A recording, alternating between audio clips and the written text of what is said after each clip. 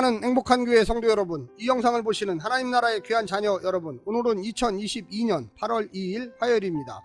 오늘 본문에서는 이스라엘 백성들이 범하지 말아야 할 불법적인 근친 간의 성범죄 범주에서 좀 더 확대된 형태의 성적인 죄에 대해서 다룹니다. 불법적 성관계는 생명의 근원에 대한 하나님의 뜻을 거역하는 것이기 때문에 단순히 잘못된 성관계만의 문제가 아닙니다. 그렇기 때문에 이웃의 아내와의 성관계는 물론 동성애와 수간, 심지어 몰래에게 자녀를 바치는 죄악까지도 불법적 성관계의 범주에서 다루고 있습니다. 오늘 본문을 나누어 보겠습니다. 18장 19절부터 23절, 기타 불법적 성관계, 여인과의 불법적인 성관계, 몰렉 숭배 금지, 비정상적인 성관계 금지, 24절부터 30절, 가증한 풍속을 따름에 대한 경고, 가나안 땅이 토해냄. 오늘 본문 레위기 18장 19절부터 30절까지의 말씀을 듣고 다시 오겠습니다.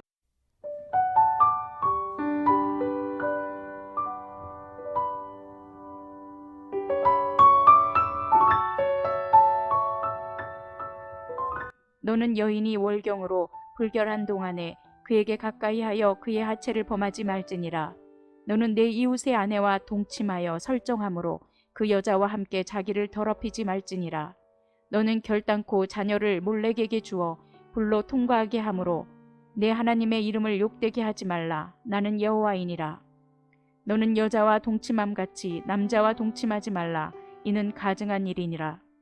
너는 짐승과 교합하여 자기를 더럽히지 말며 여자는 짐승 앞에 서서 그것과 교접하지 말라. 이는 문란한 일이니라.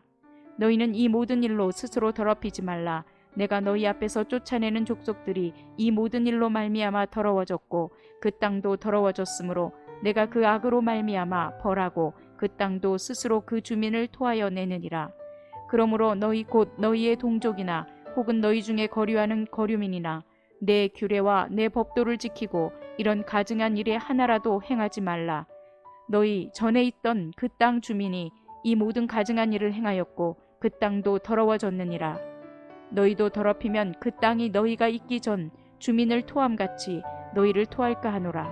이 가증한 모든 일을 행하는 자는 그 백성 중에서 끊어지리라. 그러므로 너희는 내 명령을 지키고 너희가 들어가기 전에 행하던 가증한 풍속을 하나라도 따름으로 스스로 더럽히지 말라. 나는 너희의 하나님 여호와이니라.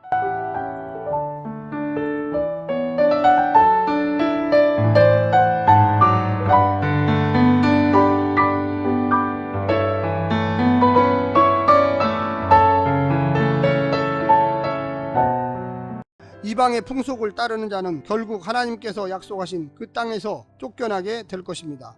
이방 풍속에는 근친 간의 불법적인 행위, 제의적으로 부정한 가운데 있는 여인, 이웃의 여인을 넘어 동성애와 수간 등의 죄악도 포함되어 있습니다.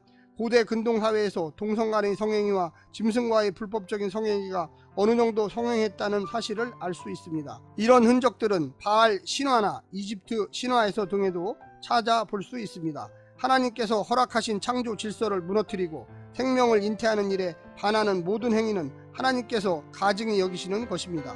약속의 땅에서 평화와 번영을 누리려면 이스라엘은 그 땅 거민들의 관습을 따르지 말고 구별된 삶을 살아야 합니다. 오늘 본문을 세 부분으로 나누어 자세히 설명드리겠습니다.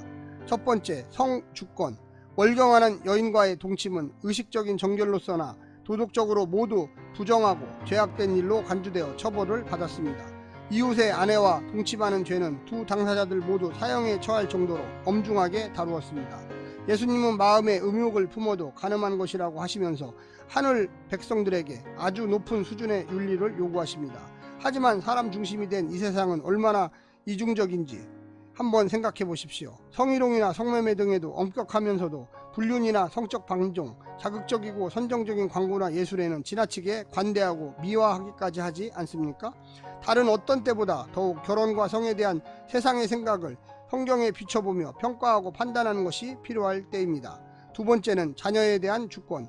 자녀를 부모의 사적 소유로 생각하고 자신의 욕망을 위해 사용하고 부릴 수 있는 대상으로 여기는 것을 엄히 금하고 계십니다. 대표적으로 자녀를 몰렉에게 제물로 바치는 야만적인 행위로 하나님의 이름을 욕되게 하지 말라고 이야기하십니다.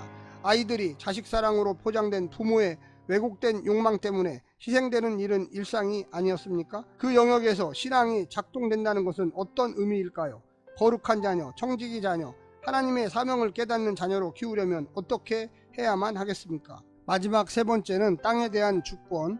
성적인 죄를 범할 때 그것은 그들 자신뿐만이 아니라 그들이 사는 땅마저 더럽히는 일이었습니다. 땅도 하나님의 중요한 언약의 파트너이기 때문입니다.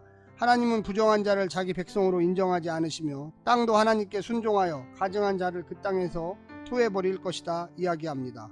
땅은 하나님의 것이기에 하나님께 순종하는 자에게만 땅은 젖과 꿀이 흐르는 땅의 안식을 허용하며 따라서 가증한 풍속을 따름으로 주의 이름과 명예를 더럽히는 자는 약속의 땅에 발붙이지 못하게 하십니다.